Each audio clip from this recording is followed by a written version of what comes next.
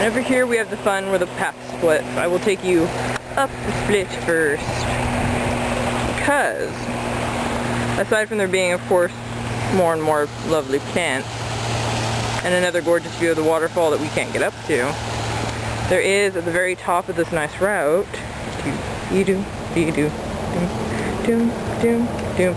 the shrine, which is very lovely. It's usually decorated with different things. Let's go see what's up here today.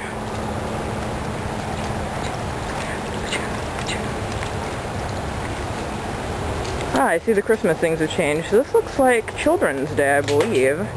Indeed, Kodomo no Hi. The Hina Matsuri, which is part of the Kodomo no Hi. There we go. The Japanese celebration of childhood. Yes. I remember these. Of course, Matsuri. The doll festival, in other words. But yeah, I'd actually have to go research some more about that before I could say anything. Up here are the bells and the bamboo. Okay, let's back this back up. Bells, bamboo. And I actually really like these little fountain things. These aren't the fun ones that actually go thump, thump whenever they get full of water. There's one of those actually on the other side that I will show you. This isn't a very good tour, but pretty much make do with what you can do. This is the rock path down. So if you are able-bodied and able to walk down, it's fun to walk down. And here's yet another view of our lovely island. Let's see how close I can get. See, yes, lovely island. And those are some evil ducks. They come over here and they steal the koi's food, which is really mean. But that's what they do. Over here is the Zen garden. I totally forgot what I was saying for a minute. And these rocks are very meticulously raked over by the people who work here, so we're not allowed to jump in there and start screwing them up. Traditionally, you would actually have Buddhist monks, or Zen monks rather, in here, but we don't really have enough money to come and hire Zen monks to come and do our stuff. Now, the rocks can, depending on your interpretation, represent water, which would make all of these larger rocks the main islands of Japan.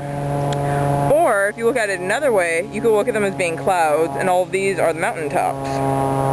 So depending on what you like, it's an aerial view of either the ocean or mountaintops.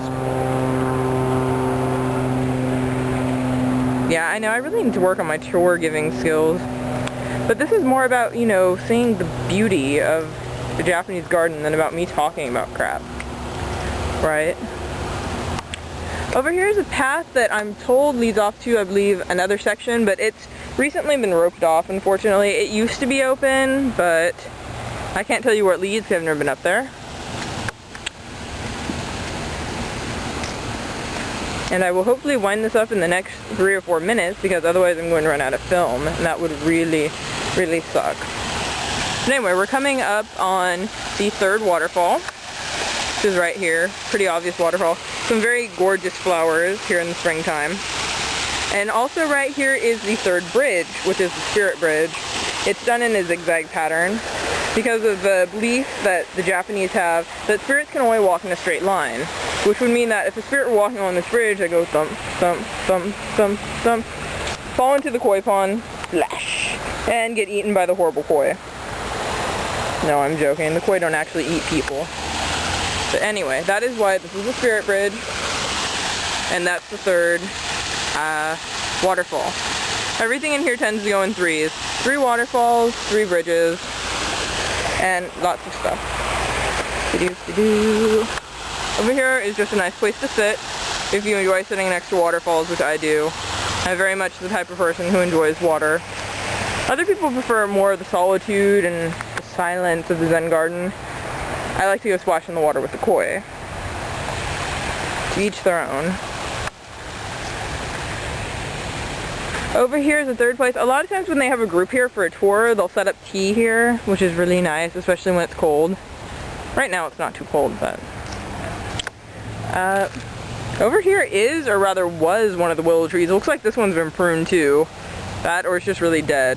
Which is kind of sad that the female tree is, well, dead. So, and now as you can see, we're getting right back up to where we started. And I have now shown you the entirety of our Japanese garden. Really crappily, but hey, if you're not actually here to get a proper tour, it's about all you're gonna get. Oh, right. Over here is one of the bamboo things I like, although it looks like it's not going to be going up and down right now. Usually when it fills with water, it goes down and goes thump, thump, thump, which is really cool. So now, with my last few minutes of footage, I'm going to come back up here and give you a nice little overview of the entire garden. Right here from the front, koi pond, the very first square bridge, over there, the black waterfall, the half moon bridge, and the second waterfall. Over towards that place where you can't see anymore is the shrine, the spirit bridge, and the second waterfall. Oh yeah, hello, that is the third waterfall, what am I saying? And then the very last bit of the path that is now going to be horribly brightened by sunlight when I go and get this finished. Doo-doo.